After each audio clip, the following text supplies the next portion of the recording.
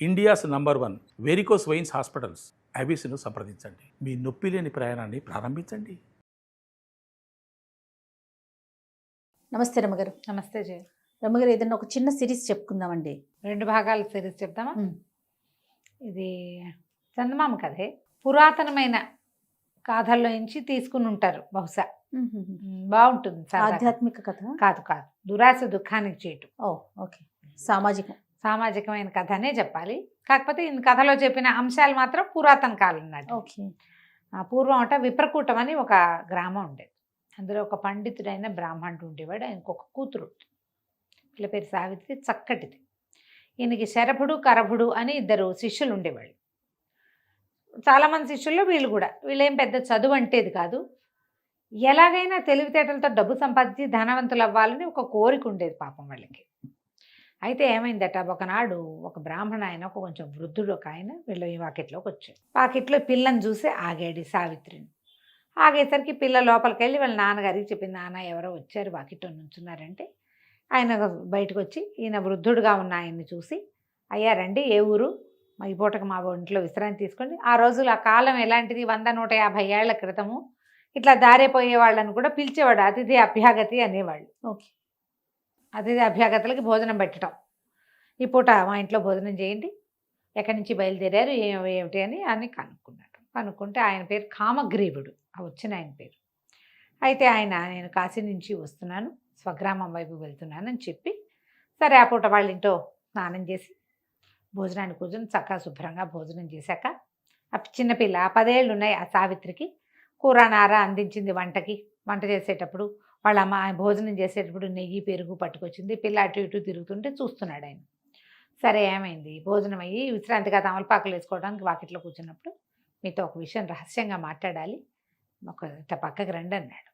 ఆ ఇంటి ఆయన, ఆ పిల్ల సావిత్రి వాళ్ళ తండ్రి, ఆ పండితుడు వచ్చి శిష్యులను పంపించేసి ఈ కామగ్రీవుడి దగ్గర కూర్చుంటే, కానీ వీళ్ళిద్దరూ, ఒక శరభుడు కరభుడు, ఏమిటి ఎవ్వరూ ఎప్పుడు రహస్యాలు మాట్లాడరే మన గురువుగారితోటి, ఏనాడు జరగదు, ఏమిటో ఆ రహస్యం విందామని గుమ్మం పక్కనే పొంచి కూర్చున్నారు. మిగిలిన శిష్యులంతా పోయారు, వీళ్ళిద్దరు మాత్రం నుంచున్నారు. ఈ కామగ్రీవుడు చెప్పాడు, అయ్యా మీ అమ్మాయిని నాకు ఇచ్చి పెళ్లి చేయండి, నేను వృద్ధుండని ఏమి శంకించకండి, నేను అవివాహితుడినే, నేను వృద్ధుండని బాధపడద్దు, ఆలోచించద్దు. నేను చాలా కాలం కాశీలో పరిశ్రమ చేసి 2 అత్యద్భుతమైన విద్యలు తెచ్చుకున్నా. ఒకటి పరకాయ ప్రవేశము, రెండోది ఇంద్రజాలము. నాకు అక్కడ కాశీలో గంగా స్నానం చేస్తున్నప్పుడు గంగలో పడిపోయాను, మెట్టు తగిలి పన్ను విరిగిపోయింది. విరగటం వల్ల నేను మంత్రం, అది నాకు పారదు, ఆ మంత్రాన్ని నేను ఎవరికైనా ఇవ్వగలను, ఎవరికో ఇవ్వటం నాకు ఇష్టం లేదు.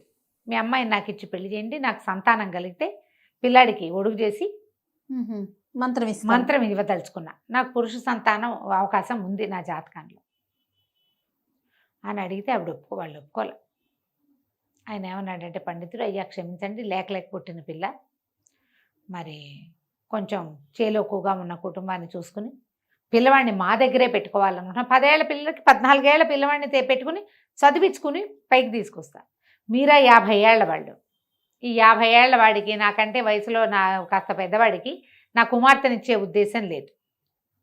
డబ్బు వచ్చినా విద్య వచ్చినా కూడా నా పిల్ల సుఖమే నాకు కావాలి. నాకు ఇంకా మగపిల్లలు లేరు, ఒక పిల్ల. దాన్ని వివాహం చేసి చక్కగా అల్లుడిని దగ్గర పెట్టుకుని కొడుకులు లేని లోటు తీర్చుకోవాలనుకుంటా. మీతో నాకు అది ఎట్టా తీరుతుంది, నేను ఇవ్వనండి అన్నాడు. అనేసరికల్లా కామగ్రీవుడు ఇంకేం చేయలేక, ఆ పిల్ల ఆయనకి నచ్చింది, వెళ్ళిపోయాడు. కానీ ఇంకేం చేయలేకపోయాడు. అయితే ఈ శరభుడు కరభుడు ఇద్దరు విన్నారు, పిల్ల నుంచి పెళ్లి చెప్పితే పీడాపోయి, ఈ ఇంద్రజాల విద్య, పరకాయ ప్రవేశ విద్య మనకెక్కడి నుంచి వస్తాయి, అవి చెప్పగలిగే వాళ్ళు లేరు, వాటితో ఎంత డబ్బైనా సంపాదించుకోవచ్చు అని చెప్పి గురువుగారికి టాటా బై బై చెప్పేసి, ఇక విద్యాభ్యాసం లేదు, ఏమీ లేదు, ఈ ముసలాయన వెనకాల తిరిగి అవి కనుక సంపాదిస్తే చక్కగా సంపాదించుకోవచ్చు, బాగా సెటిల్ అవ్వచ్చు అని భావించి ఆయన వెనకాల పడి వెళ్ళారు. ఆ కామగ్రీవుడి వెనకాల ఆయన ఊరు దాటే సమయానికి ఆయన్ని కలుసుకున్నారు. ఆయన ముసలాయన నిదానంగా నడుచుకుంటూ పోతాడు, 50 దాటిన ఆయన. వీళ్ళేమిది 20లో ఉన్నవాళ్ళు. ఆగమేఘాల మీద పట్టుకున్నారు. అయ్యో మీకు ఎంత కష్టం వచ్చిందండి అన్నారు. మీరు వెళ్ళిపోయాక మా గురువుగారు గురువమ్మగారు పోట్లాడుకున్నారు, గురువుగారికి ఇష్టం లేదు, కానీ గురువమ్మగారికి అయ్యో మంచి సంబంధం పోగొట్టారని కాల్ పెట్టింది, మీరేమో వచ్చేసారు కదా, సరే మాకు కూడా బాధేసిందండి, మీలాంటి అత్యద్భుతమైన వ్యక్తికి పిల్లనివ్వకపోవటం ఏంటి మా గురువుగారు, అదే మా కాస్తలో తప్పిపోయిన బావగారు మీరు, మేము మీతో పాటే ఉంటాం, మీకు ఏదైనా పిల్లని చూసి పెళ్లి చేస్తామండి, మమ్మల్ని మీతో ఉంచుకోండి అన్నాడు. అనేసరికి సరేనన్నాడు. రకరకాల ఊళ్ళల్లో తిరిగారు. ఏ ఊళ్ళో అయినా ఆయన ఎవరి పిల్లలనైనా చూసి పిల్లని చేసుకుందాం అనుకున్నప్పుడు వీళ్ళు సరే సరే అని ఆయన ఎంకరేజ్ చేస్తూనే అటు వాళ్ళ దగ్గరికి వెళ్ళి నేను అలా బతకడండి వద్దండి, అలా విద్యలు కాసిపడి పిల్లల్ని పాడు చేసుకోకండి అని పెళ్లి చెడగొట్టేసేవారు. ఒక 7-6 సంవత్సరాలు పట్టింది ఇట్లా. ఆయన దగ్గర డబ్బు ఉంది, వీళ్ళకి భోజనానికి ఇబ్బంది లేదు, ఏ ఊరు వెళ్ళినా భోజనం గడిచిపోతుంది, వీళ్ళకి ఆ విద్య కావాలి, ఇంకొక 6-7 ఏళ్ళు పట్టినా పర్వాలేదు. చివరికి ఏమైంది, ఆయనకి పెద్ద జబ్బు చేసింది ఒకసారి. ఒరే నాయన నేను చచ్చిపోతానురా, మరి నా విద్యలు ఇట్టకి పోయేలాగా ఉన్నాయి అని ఏడ్చాడు. ఏడిస్తే వీళ్ళన్నారు ఎందుకండి పోతాయి, వాడుకోటి నాకోటి ఇవ్వండి, 7 ఏళ్ళుగా మిమ్మల్ని అంటి పెట్టుకుని ఉన్నాం మేము, మీకు వివాహం చేయడానికి ఎంత ప్రయత్నం చేశాం, అదేమో కుదరలేదు, మరి మీరు ఆ పని చేయండి అంటే సరేనని ఏం చేశాడు, చేరుకో విద్య ఇచ్చాడు. ఆ ఉపదేశం అది ఎట్లా, ఒకసారి ఉపదేశం చేశామంటే ఇక మనకు ఉండదు, విద్య ఇవ్వటమే ఇచ్చేయటం. మామూలు విద్యలు స్పెషల్ కదా, అదేలేండి, స్పెషల్ అవ్వటం వల్ల మళ్ళీ ఆ విద్య వాళ్ళకు కూడా ఉండాలి అంటే చాలా సాధన కావాలి దానికి.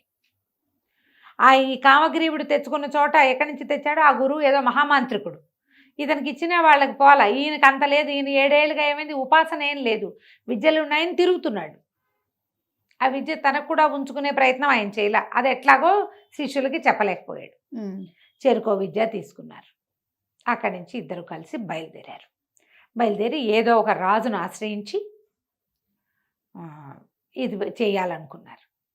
ఒక ఊరు వెళ్ళేసరికల్లా ఏమైంది, రాజుగారికి జబ్బు చేసిందని చెప్పారు. చెప్పంగానే ఇందులో ఏంటి కరపుడు శరభుడు కదా, శరభుడికేమో ఈ విద్య వచ్చింది పరకాయ ప్రవేశం, కరభుడికేమో ఇంద్రజాలం వచ్చింది, శరభ కరభ. ఈ శరభుడు ఈయన కరభుడు కనిపించింది, అయ్యి బాబోయ్ ఇప్పుడు ఆ రాజుగారు కనుక చచ్చిపోయాడంటే వీడెళ్ళి బడబ శరీరంలో దూరిపోతాడు, రాజు అయిపోతాడేమో, వాళ్ళల్లో వాళ్ళకి అలా అనిపిస్తుంది. రాజు అయిపోవచ్చు, అవకాశం ఉంది, రాజు అయిపోయేందుకు అవకాశం ఉంది. కానీ ఏమైంది, ఇంతలో జబ్బు తగ్గిపోయింది అన్నారు రాజుకి. వాడికి వచ్చేస్తుందని వీడేడ్చాడు, ఇప్పుడు వీడికి వచ్చిందని వాడు ఏడుస్తాడనమాట. అక్కడి నుంచి రాజుగారు అనారోగ్యం తగ్గగానే రాజుగారి కొంచెం ఆహ్లాదాన్ని కలిగించాలి కదా, ఆయన ఓపిక లేదు, మంచాన్ని పడి ఉన్నాడు, జ్వరం తగ్గింది, ప్రాణాపాయం తప్పింది. కానీ ఈ కరపుడు అక్కడికి వెళ్ళి చక్కగా తన విద్యలన్నీ ప్రదర్శించి ఇంద్రజాలం రాజుగారి దగ్గర నుంచి ఎన్ని బహుమతులో తీసుకున్నాడు. రాజు కొద్ది రోజులు నా దగ్గరే ఉండమనగానే 2వ బడి కొళ్ళు మండిపోయింది, ఈ పరకాయ ప్రవేశం బడికి. సరే నేను ఇక్కడే ఉండి ఏం చేస్తాను, బహుమతులన్నీ వాడు తెచ్చుకుంటుంటే వాడు హాయిగా ఉంటాడు అని చెప్పి స్నేహితుడి మీద కుళ్ళుతోటి వేరే రాజ్యానికి వెళ్ళిపోయాడు. ఎన్నాళ్ళో ఈ ఇంద్రజాలం వాడు ఈ రాజుగారి దగ్గర ఉండి కొంతకాలం అయిన తర్వాత ఇంక ఈ ఊళ్ళో అలవాటు అయిపోయింది, కొత్త విద్యలు రావు, ఏవో కొన్ని రకాలే చేయగలుగుతారు.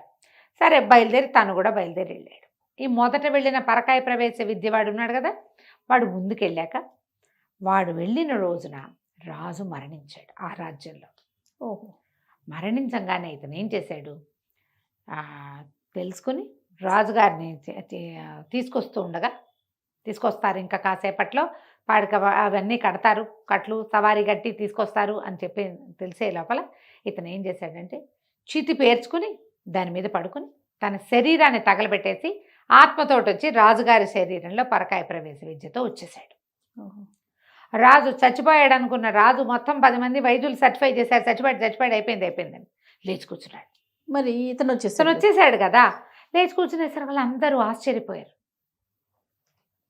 అది ఎప్పుడు జరిగింది, రాజుగారి మరణం ముందు రోజు సాయంకాలం జరిగింది. మర్నాడు ఉదయానికి ఈయన్ని కదిపే సమయానికి వాళ్ళ ఆచార ప్రకారం రాణిగారి సువాసన చిహ్నాలన్నీ తీయించేశారు. ఆవిడ బోసిగా ఉండిపోయింది. మొదట ఈయన రాణి దగ్గరికి వెళ్ళాల, ఇతను ఏదో ప్రవర్తన విపరీతంగా ఉంది, రాజుకి ఏదో వెకిలి ప్రవర్తన వచ్చింది అనుకున్నాడు. చచ్చి బతికితే హుందాతనం రావాల్సింది పోయి వీడికేంటి వెకిలితనం వచ్చింది ఈ రాజుగారికి అనిపించింది. వెకిలిగా అయ్యాడు, ఏదో ధోరణి. ఎందుకంటే ఈ విద్యలు నేర్చుకున్నవాడు ఎవడు, ఒక బ్రాహ్మణ యువకుడు, అది కూడా పరమ నిరుపేదవాడు,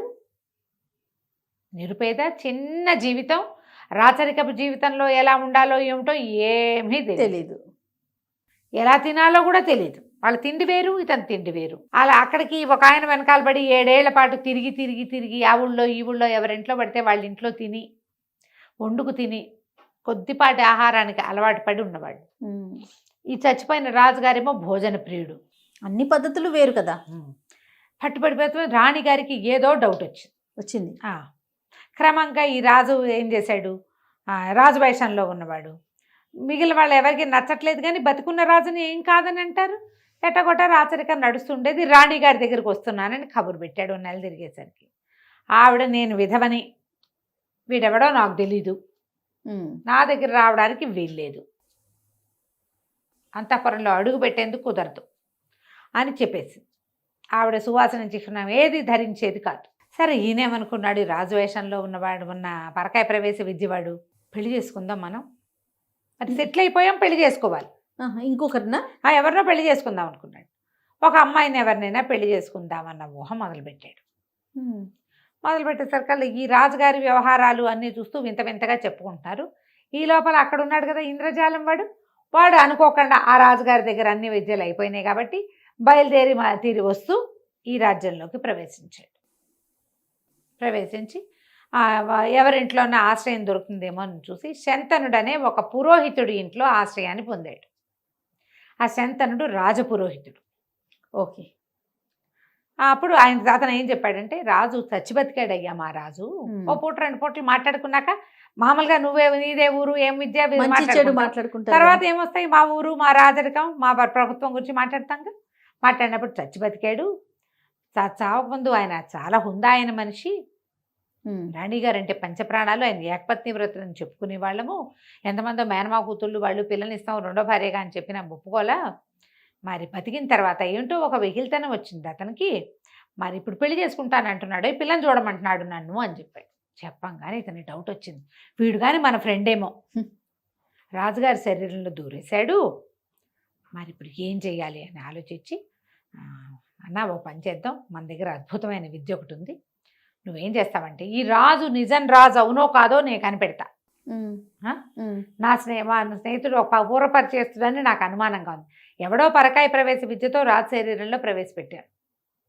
మరి నువ్వేం చేస్తావంటే రాజుగారికి ఊరికి ఉత్తరంగా ఒక అద్భుతమైన వనం ఉందని, అందులో ఒక మహాసౌందర్యవతి అయిన అమ్మాయి యువతి ఉందని చెప్పు, నేను నా ఇంద్రజాలంతో అది పన్నుతాను అదంతా అంటే. సరే శంతనుడు ఏం చేశాడు, కుర్రాడే అతను కూడా, పెద్దవాడేం కాదు, వీళ్ళిద్దరు దగ్గర వయసు వాళ్ళు. రాజుగారి దగ్గరికి వెళ్ళి, మీకోసం ఒక అమ్మాయిని చూశానండి, ఆవిడ మనకు ఉత్తరంగా దిక్కులో ఉన్నటువంటి ఉద్యానవనంలో ఉందండి, చూద్దురుగాని రండి అన్నారు. అనేసరికి ఈయన అప్పుడు పెళ్లి చేసేసుకోవాలని ఉత్సాహం వచ్చేసింది, రాణిగారితో సాగేలాగా లేదు. అందుకని ఇతను బయలుదేరాడు. రాజుగారు ఒక గుర్రం వేసుకుని శంతనుడితో పాటు వెళ్ళాడు. వెళ్తే ఏముంది, ఊరికి ఉత్తరంగా అద్భుతమైన ఉద్యానవనం, అందులో మహాసౌందర్యవతి అయిన ఒక స్త్రీ ఉంది. అది ఎంత ఇంద్రజాల మహత్యం, పాతకాలపు ఇంద్రజాలాలు అట్లాగే ఉండేవన్నీ ఉన్నట్టు చూపిస్తుంది, ఏముండదు అక్కడ. ఈయన వెళ్ళి ఆ అమ్మాయితోటి మాట్లాడాలనుకున్నాడు. ఆవిడ వెనకాల తిరిగాడు. ఎంతలో ఏమైంది, ఏదో చిన్నది కాలికి ఏదో అడ్డం పడి ముందుకు పడ్డాడు.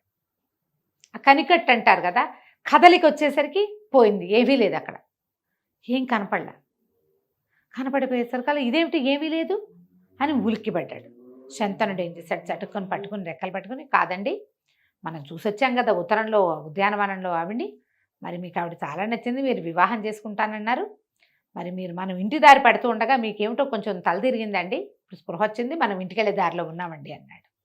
తను ఎక్కడ చూశాడో అక్కడే ఉన్నానని అనుకోలా రాజు. తెలియలా వీరు చెప్పాడు కదా, తీసుకెళ్ళిన శంతనుడు పురోహితుడు, అతడు అందరూ అబద్ధం ఎందుకు చెప్తాడు అనుకుని, అమ్మాయిని పెళ్లి చేసుకుంటాను నేను, శంతన ఎలాగైనా నువ్వు ఆ పిల్లని ఇచ్చి నాకు పెళ్లి చేయాలని చకచక్క గుర్రం వేసుకుని ఇంటికి వెళ్ళిపోయి మంత్రుల్ని వాళ్ళని పిలిచి ఏమన్నాడంటే, ఊరికి ఉత్తరంగా మన ఉద్యానవనం ఉంది కదా, అందులో ఒక మహాసౌందర్యవతి ఉంది, దేవతా స్త్రీని చూసినట్టుగా చూడండి ఆవిడ్ని మీరు, ఆవిడకి అన్ని కావాల్సిన ఉపచారాలంటే వీళ్ళు తెలిపారు. ఊరికి ఉత్తరంగా ఉన్నది శ్మశానం కదా, అక్కడ ఉద్యానవనం ఎక్కడుంది, అక్కడేం లేదండి అన్నారు. అనేసరికి రాజు హత్తేరి, నేను ఇప్పుడే చూసొచ్చాను, శంతనుడు కూడా చూశాడు కావాలంటే ఓకే అని చెప్పేసరికి సరే ఇంతలో ఏమైంది, ఆ 2వ వాడు ఉన్నాడు కదా ఇంద్రజాలం వాడు అన్నాడు, వాడు గుర్తుపట్టేశాడు, వీడు నా వాడే, మా ఫ్రెండే వీడు అని, వీడిని వదలగొడతాను, నాకేం బహుమతి ఇప్పిస్తామంటే రాణిగారి దగ్గర తీసుకెళ్తాను అన్నాడు. రాణిగారు ఏదో బహుమతి ఇస్తుందిగా, శంతనుడు ఇంద్రజాల కరభుడు ఇద్దరు కలిసి వెళ్ళారు. వెళ్ళేసరికల్లా ఆవిడకి చెప్పాడు, అమ్మా ఈ మన రాజుగారి శరీరంలో ఒకడెవడో దుష్టశక్తి ఒకడు ప్రవేశించాడు, వాడిని ఇతను వదలగొడతానంటున్నాడు, మరి మీతో మాట్లాడతానంటే తీసుకొచ్చాననేసరికల్లా ఇంతలో ఏమైంది, యువరాణి కీర్తిసేన రాజుగారికి ఒక 16 సంవత్సరాల కూతురు, ఓకే. మహాద్భుత సౌందర్యవతి. ఆ పిల్ల కూడా వచ్చింది. ఈవిడ రాణిగారు చెప్పింది, అయినా నీకేం కావాలంటే అది ఇస్తాను ఆయన, ముందు అతన్ని ముందు ఈ వ్యవహారం సంగతి తేల్చు, ఉమ్, మరి అమ్మాయికి వివాహం చేసి అల్లుడిని రాజుని చేసుకుందాం, వివాహయోగ్యమైన వయసు వచ్చిందని పిల్లని పరిచయం చేస్తే ఈ ఇంద్రజాలం వాడికి అది యువరాణి మీదకి పోయింది మనసు. ఎంత బాగుందో, ఈ పిల్లని పెళ్లి చేసుకోవాలనిపించింది ఎలాగైనా సరే. ఇప్పుడు వీడికి ఇంద్రజాలం పన్ని ఎట్లా రాకుమార్తెను పెళ్లి చేసుకున్నాడు, ఏ రకంగా రాజు శరీరంలోంచి వాడిని పోగొట్టాడో మనం వచ్చే భాగంలో తెలుసుకుందాం. తప్పకుండా అండి. నమస్తే. నమస్తే చేయండి. రమగారు, మనం దురాశ దుఃఖానికి చేయటం సిరీస్ చెప్తా ఉన్నాం. అదే 2 భాగాలు అన్నారు, ఒకటి అయిపోయింది, సెకండ్ వర్షన్. యువరాణి కీర్తిసేనని పెళ్లి చేసుకోవాలని కోరుకున్నాడు కరభుడు. ఆవిడకి అమ్మాయి నచ్చింది. మరి అయితే ఏమనిపించింది, సరే శంతనుడికి చెప్పాడు, అన్న ఎట్లాగైనా యువరాణితో నాకు పెళ్లి చేయి, నా ఇంద్రజాల విద్య నీకు ఇచ్చేస్తా అనేసరికి ఇతనేమనుకున్నాడు, ఓహో సరే ఇది బాగుంది, మరి రాజుగారిని వదలగొడతామన్నా, రాజుగారిని వదిలిచ్చేస్తా, రాజు పాయింట్ అతనిలో నుంచి శరీరంలో నుంచి శరభుడిని తప్పించేస్తా, ఒకటి యువరాణి నుంచి నాకు పెళ్లి చేయి, నా ఇంద్రజాల విద్య 100% నీకు ఇస్తాను.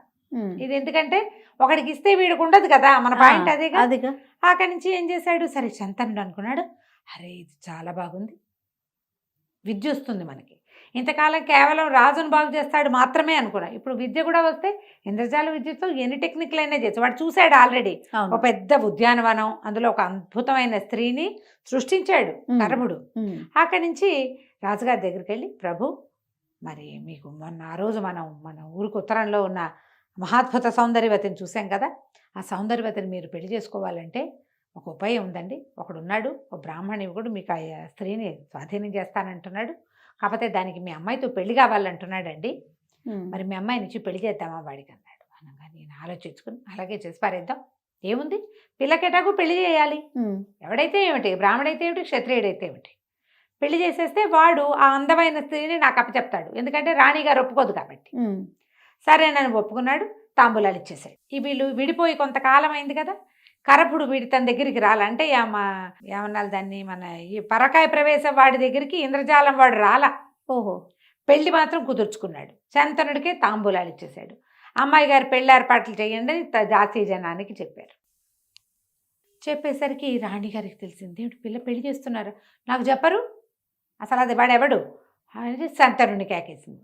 ఏమిటో నాయన ఈ పెళ్ళి అంటున్నారు, ఏమిటి ఏం జరుగుతుందంటే చాలా దీనంగా అమ్మబట్టి, అమ్మ నన్ను క్షమించండి, ఏం చేయాలో తెలియలేదు, మన రాజుగారి శరీరంలోకి ప్రవేశించిన వాడు వాడిని పోగొడతానని కరభుడు అనేవాడు నాకు ఒత్తిడి చేసి ప్రామిస్ చేశాడమ్మా, పోగొట్టగలడు. దానికి అమ్మాయి గారితో వివాహం అడిగాడు, రాజు ఒప్పుకున్నాడు, రాజుకేమో వివాహం కావాలి, రాజుకేమో సౌందర్యవతి కావాలి, అందుకని ఈ పని చేశాను, ఈ పని అయ్యిందమ్మా అనగానే రాణిగారిది, అదేమిటో భలేవాడివి, పిల్లని నీకే ఇచ్చి పెళ్లి చేద్దును కాదు, వాడెవడో పై దేశం వాడికి ఎందుకు ఇస్తాను నేను, నీకైతే హాయిగా ఇద్దును కదా, నువ్వు ఓ పని చెయ్యి, పిల్లని నువ్వు చేసుకో, యువరాణిని పెళ్లి చేసుకోవడం అంటే ఈజీయా, అది దొరికితే ఎవరికైనా ఏం కావాలి, నువ్వు అమ్మాయి నువ్వు పెళ్లి చేసుకుంది కదా, నీకు ఇద్దామనుకున్నా, నువ్వు మంచివాడివి, పురోహితుడివి, ఎన్నాళ్ళ నుంచో మమ్మల్ని నమ్ముకున్నావు, ఈ రాజును నమ్ముకుంటే పిల్ల పెళ్ళవదు, నీకే ఇద్దామనుకున్నాను, ఎటాగొట్ట రాజుల నుంచి వాడిని వెడలగొట్టి పిల్లని పెళ్లి చేసుకో. ఓకే అనేసరికి వీడికి ఉత్సాహం వచ్చింది.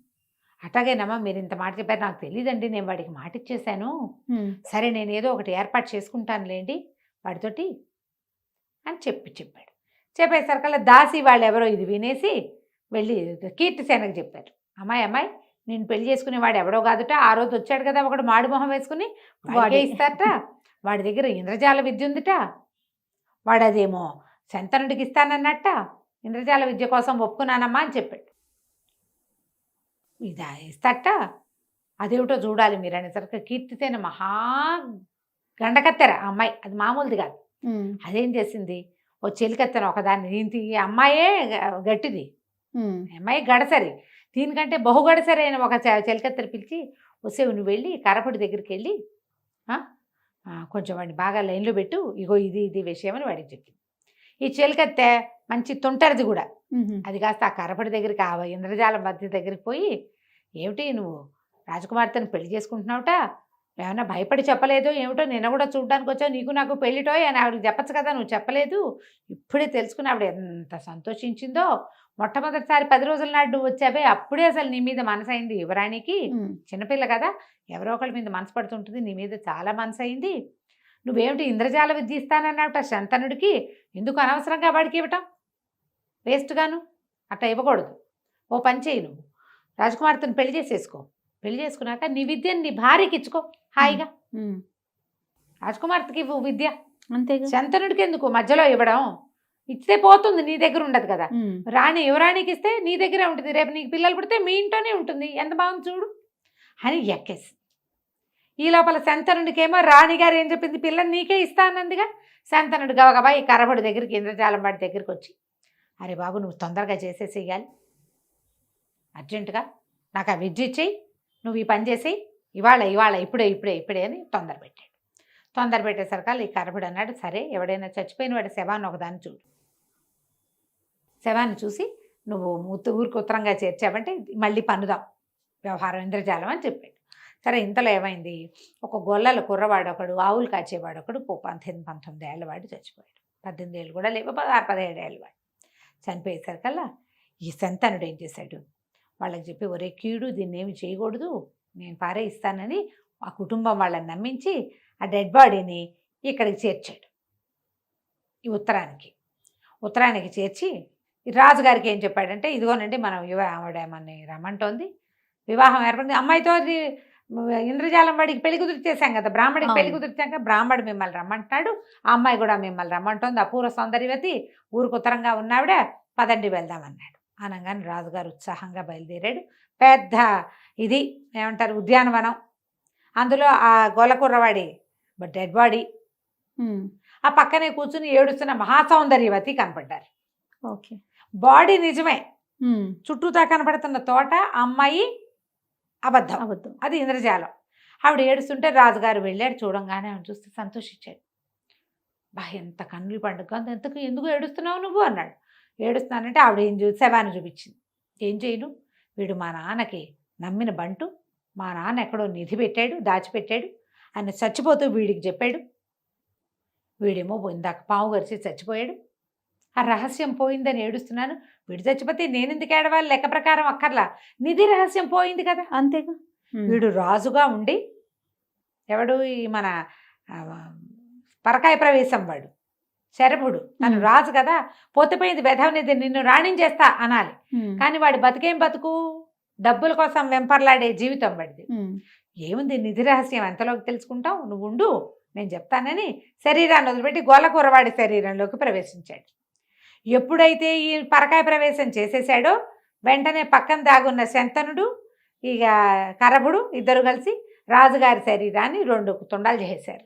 ముక్కలైపోయిన శరీరం ఇక అతుక్కోదు కదా, బాడీగా ఉంటే అందులో ప్రవేశిస్తారు. అవును, గోలకూరాన్ని పెడరెక్కలు విరిచి కట్టేశారు. అట్లా అబో దివో. ఇంతలో స్త్రీ మాయమైపోయింది, మొత్తం ఉద్యానవనం మాయమై, అంత కదలికలు వచ్చేసరికి మాయమైపోతుంది. అదే కనికట్టు మనం అట్లా చూస్తుంటే స్పెల్ కుదురుతుంది, మనం బాగా కదిలేమంటే పోతుంది. అట్లా బో దివో అని ఏడుస్తుంటే పెడరెక్కలు విరిచి కట్టేసి తీసుకొచ్చేసరికి అలా శంతనుడికి ఏమిటి ఉంది, ఇప్పుడు రాజుగారిలో శరీరంలోంచి వాడిని పంపించేశారు. వీడు ఇందులో ఉన్నాడు. ఇప్పుడు యువరాణితో నాకు పెళ్ళి అంటే నాకు పెళ్ళి అనుకుంటున్నారు వీళ్ళు. ఇంతలో యువరాణి చిలకత్తి వచ్చింది, ఇందాక ఉంది కదా టక్కర్ది, అదేం చేసింది, లోపలికి రా యువరాణి పిలుస్తుందని లోపలికి తీసుకెళ్ళాక నీ విద్య నాకు అప్పచెప్తే పెళ్లి చేసుకుంటా అనగానే ఆయన ఏం చేశాడు, గబగబా మంత్రంతో పాటు దానికి చేయవలసిన క్రియాకలాపం అంతా యువరాణికి ఉపదేశించేశాడు. ఆ విద్య పుచ్చుకున్న యువరాణి, ఎవడరా అక్కడ ఇట్రండి అని పిలిచి వీడిని పెడరెక్కలు విరిచి కట్టండి అని కరగుని కట్టించేసి, ఈ దురాశపరుడు వీడిని జైల్లో బారేండి. యువతలకు వచ్చేసరికి మహారాణి గారిని దగ్గరికి వెళ్ళాడు. రాజుగారిని సెట్ చేశాను కదండి అని శంతనుడు అడిగాడు. రాజుగారి శవం ఒకటి పడుంది, మనం అంత్యక్రియలు చేసుకుందాం, అమ్మాయితో వివాహం అనగానే మహారాణి గట్టిగా వచ్చింది, ఎవరక్కడ వీడిని బంధించండి అని. గొల్లవాడి రూపంలో ఉన్న శరభుడు, విద్య పోగొట్టుకున్న కరపుడు, రాజుగారు రాణిగారి దగ్గర బ్యాడ్ మ్యాన్గా ప్రూవ్ అయ్యి, అంటే వేరే వాడెవడికో యువరానికి ఇచ్చి పెళ్లి చేయడానికి సిద్ధపడిన శంతనుడు ముగ్గురిని తీసుకెళ్లి జైల్లో పారేశాడు. ఆ గొలవాడి రూపంలో ఉన్నవాడికి విద్య వచ్చు, కానీ వాడికి శవం కనపడితే కానీ ఆ విద్య ఫలించదు. జైల్లో ఉంటే ఏం శవాన్ని చూసి పారిపోతాడు? అదే కదా, శవం ఉండాలి కదా, డెడ్ బాడీ కనపడాలి. దాంతో వాడు ఏమీ చేయలేక వాడు జైల్లో కూర్చున్నాడు. యువరాణికి విద్యంతా అప్పచెప్పాక వీడికే వస్తుంది కనికట్టు, కరపుడు వాడేమీ చేయలేడు, వాడు లోపలికి కూర్చున్నాడు. రాజపురోహితుడు అయ్యుండి యువరాణికి ఒక దారిపోయే దానయ్యతోటి పెళ్లి చేయడానికి సిద్ధపడ్డందుకు శంతనుడు కూడా పోయి లోపలికి కూర్చున్నాడు. రాజుగారి శవానికి అంత్యక్రియలు చేశారు. ఏడాది లోపల రాజకుమార్తెకి వివాహం చేయాలని పక్కనున్న అవంతి నగర యువరాజుతోటి రాణి అమ్మాయికి పెళ్లి చేశారు. ఆయన వచ్చి ఈ రాజ్యానికి రాజు అయిపోయాడు. కథ కంచికి మనం ఇంటికి. ఎంత సింపుల్గా చేసేసారు. నీకు దురాశ కనుక పడితే, ఇప్పుడు చూడు, ఒకడికి పరకాయ ప్రవేశం చేశాడు, నువ్వు రాజు అయ్యావు, నువ్వు ఎంత హాయిగా ఉండొచ్చు. కానీ చూసారా ఆశ. ఇంకొకడు ఇంద్రజాల విద్య ఉంది, ఒక రాజు దగ్గర బోల్డ్ బహుమతులు తెచ్చుకున్నావు, జీవితం బాగుంది. ఇక్కడ కూడా బోల్డ్ బహుమతులు తెచ్చుకోవచ్చు, నీకు సరిపడిన దాన్ని నువ్వు చూసుకోవచ్చు. యువరాణి కోసం ఆశపడితే ఏమైంది? అన్న వస్త్రాలకు పోతే ఉన్న వస్త్రాలు పోయినాయని. అంతే, దురాశ దుఃఖానికి చేటు. నమస్తే రమ్మగారు. నమస్తే.